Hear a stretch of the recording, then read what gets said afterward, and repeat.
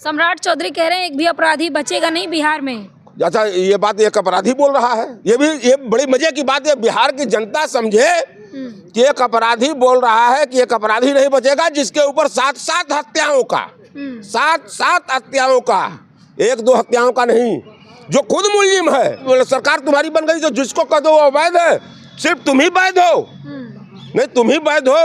अतिक्रमण हटा रहे हैं। आरएसएस का मुख्यालय जहाँ बना है वो अवैध, वो खुद अवैध जमीन पर बना है। बता दें, सम्मानित तो इतने, मतलब सम्मान यही है कि आप गरीबों का घर उजाड़ दें। आप 20 बरस से वहीं पर समर्थन की सरकार चला रहे थे ना।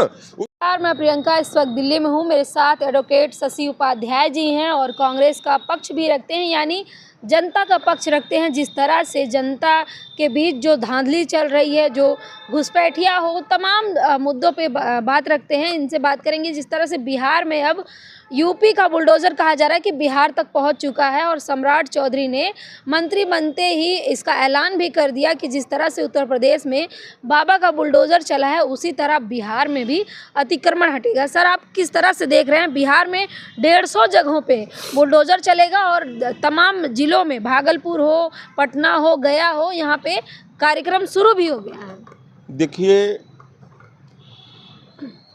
जो बुलडोजर शब्द है, पहले तो हमको और जनता को इस पर विचार करना चाहिए कि क्या बुलडोजर कोई मॉडल है सरकार चलाने का? ये शब्द आया कहाँ से और क्यों लाया गया? इसके पीछे साजिश क्या है? अभी तक तो सरकारें अपने, मतलब उन मुद्दों के आधार पर जनता के बीच में जाती थी कि हम ये काम करेंगे, ये कल कारखाने फैक्ट्री लगवाएंगे, हम किसानों के लिए काम करेंगे। लेकिन आज बुलडोजर को एक, मतलब तथ्य बनाकर लोग वोट मांग रहे हैं और उसी को बुलडोजर बाबा, बुलडोजर बाबा। आप समझिए इस चीज़ को, क्योंकि जनता का डर सरकार को आज के डेट में नहीं रह गया है। जो जनता का डर होता है वो नहीं रह गया, इसलिए कि जनता के वोट से सरकार नहीं बन रही है। तब जाके इतना कठोर निर्णय, और इस तरह का निर्णय ये बीजेपी सरकार हर जगह ले रही है कि बुलडोजर से किसी का भी घर गिरवा दो। लेकिन घर वो अतिक्रमण जो हटा रहे हैं, वो काम कर रहे हैं, वहाँ अवैध निर्माण हटा रहे हैं। मैं आपसे बता रहा हूँ, उत्तर प्रदेश में इस मॉडल को इन लोगों ने शुरू किया, फिर वही मॉडल दिल्ली में आया, अब बिहार में चला गया। अब आप देखिए कि उत्तर प्रदेश का जो मुख्यमंत्री है योगी आदित्यनाथ, वो अब क्या कहें, वो कहीं से पॉलिटिशियन नहीं है। जो उनका न स्वरूप पॉलिटिशियन का है, नेता का, न सोच है, न समझ है। उन्होंने बुलडोजर को एक माध्यम बनाया और वो अपने कुछ अंधभक्तों को लगाया, उसका प्रचार प्रसार करा के कि घर गिरा कर ही हम राजनीति में अपने को जमा लेंगे।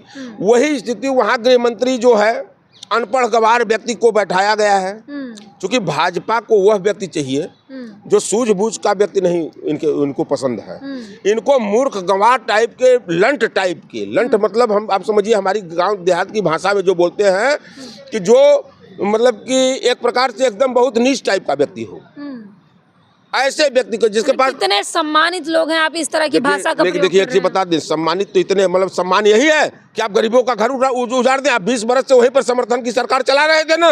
उसी जनता का वो, मतलब एक तरफ कहेंगे कि हमने को जनता ने चुना भी है, जनता ने वोट भी दिया है, और जिस जनता ने, दरअसल क्या है कि ये बिहार की जनता को समझने की चीज है कि अगर तुम्हारे वोट से सरकार बनी होती तो आज इनकी हैसियत नहीं होती कि जनता के घरों को ही गिराते। क्योंकि भाजपा डकैती की सरकार बनाई है। जनता ही 10-10 हजार रुपए लेके वोट डाली है। जनता के खाते में तो जबरदस्ती डाला गया है। ये तो अच्छा कहीं से न्याय संगत था क्या है? ये खुलेआम केचुआ जो बैठा है, ज्ञानेश कुमार, चुनाव आयोग सम्मानित केचुआ, भ्रष्ट और बेईमान व्यक्ति जो बैठा है। जब आचार संहिता लग गई थी, आचार संहिता के दरमियान अगर 10-10 हजार रुपए बांटे गए हैं, उसके बाद भी आंख बंद करके पट्टी बांध कर वो बैठा रहा, तो ये तो जनता को अब समझना चाहिए कि जनता समझ ले कि ये वोटों पर ये इनकी सरकार नहीं बन रही है, इनकी डकैती पर बन रही है। इसलिए जहां चाह रहे हैं वही बुलडोजर। अच्छा, ये मानक कौन सा है कि ये कहाँ से ला रहे हैं दस्तावेज कि अवैध कब्जा है? कहाँ से लाए भाई? मतलब आज के डेट में भाजपा सरकार तुम्हारी बन गई तो जिसको कह दो वो अवैध है, सिर्फ तुम ही वैध हो, नहीं, तुम ही वैध हो। अतिक्रमण हटा रहे हैं। आरएसएस का मुख्यालय जहाँ बना है वो अवैध, वो खुद अवैध जमीन पर बना है। क्या संस्था है? आरएसएस का, अरे कौन सम्मानित संस्था है? आरएसएस सम्मानित संस्था है, मोदी जी बोल दिए इसलिए। आरएसएस जैसा भ्रष्ट, आरएसएस जैसा बेईमान इस देश की लुटोरी संस्था है वो। आज तक उस संस्था का, जिस संस्था का रजिस्ट्रेशन न हुआ हो, जिस संस्था का आय व्यय किसी के सामने न हो, और आप कह रहे हैं को सम्मानित संस्था है। कौन सा इस देश में उसने काम ऐसा कर दिया है कि उसको सम्मानित संस्था कहा जाए? वो खुद अवैध, उसकी बिल्डिंग नागपुर से लेकर तमाम जहाँ भी बनी है सब अवैध बनी है। सम्राट चौधरी कह रहे हैं एक भी अपराधी बचेगा नहीं बिहार में।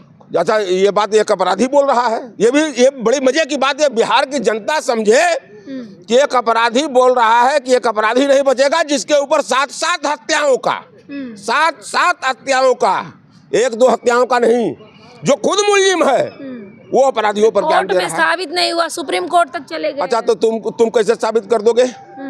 दूसरे को, जब तुम्हारा अगर कहते हो कि हमारा साबित नहीं हुआ, तो दूसरे का कैसे साबित कर दिए तुमने? जब कोर्ट की ही बात आएगी तो कोर्ट साबित करेगी कि तुम कैसे साबित कर दोगे कि अपराधी है?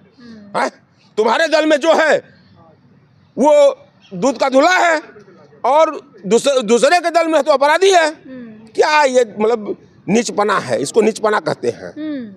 मतलब जो खुद अपराधी हो। जनता अब क्या करे? अब तो बुलडोजर चल रहा है, अतिक्रमण हट रहा है, तमाम चीजें हो रही हैं। देखिए, बिहार की जनता नहीं, अब पूरे भारत की जनता क्या करे? अब अगर हमसे अगर पूछ रही हैं तो एक ही विकल्प है जी। आप अगर सोच रहे हैं कि चुनाव के माध्यम से भाजपा को आप पछाड़ पाएंगे, तो भाजपा जब तक संस्थानों पर बैठी है और सरकार में बैठी है, तब तक इसी तरह चुनाव और जनता के हितों का डकैती और अधिकारियों का डकैती करके सरकार बनाती रहेगी। अब जनता को स्वयं चेतना पड़ेगा। जिस तरह से अभी हनुमानगढ़ में किसानों ने जब देखा है कि हमारे पेट पर ऐसे भी मैं मरूंगा, और अपने अधिकारों के लिए कूद पड़े समर में, अब जनता को समर में कूदना पड़ेगा भाजपा के खिलाफ। नहीं तो ये मान के चलिए कि जिस तरह से ये भ्रष्ट और बेईमान बैठे हुए हैं कुर्सी पर, ज्ञानेश कुमार जैसा डकैत जब तक चुनाव आयोग की कुर्सी पर रहेगा, और मोदी और अमित शाह जैसे 24 घंटा चुनाव के लिए बेईमानी करने वाले लोग जब तक सत्ता में रहेंगे, तब तक कोई अगर सोच रहा हो कि हम चुनाव जीत लेंगे, यह संभव है। मैं कह रहा हूँ असंभव है। लेकिन सर, सम्राट चौधरी जो है वो लगातार काम कर रहे हैं। उन्होंने कहा कि जो लालू यादव का जंगल राज था उसको खत्म किया जा रहा, माफिया बदमाश सब। अच्छा, एक चीज बताइए कि लालू यादव का जंगल राज अगर रहा तो लालू यादव के ही राज में वह यह अपराधी हत्या किया था। लालू राज में ही इसके ऊपर इसने हत्या किया था। तो इसी तरह के भ्रष्ट लोग लालू को बदनाम किए। यही न हत्यारा था जो आज गृह मंत्री की कुर्सी पर है। अरे बाप रे बाप, इतनी वरिष्ठतम कुर्सी पर वो बैठा दिया गया भाजपा जनता बैठाई है, जनता नहीं बैठाई है। फिर मैं कह रहा हूँ कि जनता एकदम, चूंकि बिहार की जनता ने तो अब क्या बताएं, वो तो कलेजे पे पत्थर रखकर सोच रही है कि हमारा वोटवा गया कहाँ।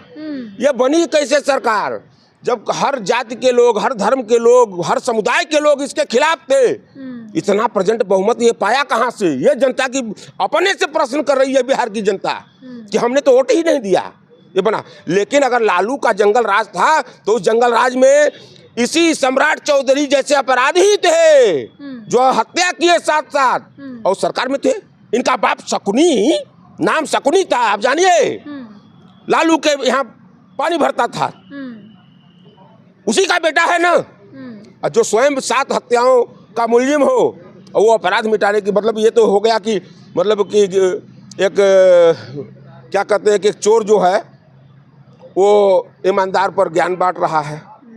तो अब सम्राट चौधरी जैसे लोगों से, देखिए क्या है ना कि भाजपा का एक साफ फार्मूला है, आप समझ लीजिए। वो बिहार ही नहीं, यूपी ही नहीं, ये बुलडोजर को तो एक माध्यम बनाते हैं, ये गरीबों को मिटाना चाहते हैं। और गरीबों की जो जमीनें हैं थोड़ी बहुत, चूंकि गरीबों के पास तो लैंड बहुत है नहीं, किसी के पास घर बनाने भर है, किसी के पास बना हुआ छोटा सा घर है, किसी के पास थोड़ी सी जमीन खेती के लिए है। उन जमीनों को एक कब्जा, जबरदस्ती कब्जा कर रहे हैं बुलडोजर के माध्यम से, सरकार के हनक के माध्यम से। और अब इस विषय पर जनता को विचार करने की जरूरत है और जनता को आंदोलित होना पड़ेगा, जनता को आगे आना पड़ेगा। इसीलिए आदरणीय राहुल गांधी जी ने 14 तारीख को दिल्ली में आह्वान किया है कि इन भ्रष्ट बेईमानों के खिलाफ भारत की जनता एकत्र होकर इनको मुंहतोड़ जवाब दे।